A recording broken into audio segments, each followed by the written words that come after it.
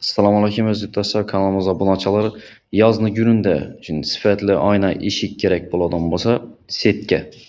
Ayna setka ya ishga setka kerak bo'lsa, bemalol murojaat etasizlar. Ishni sifati zo'r.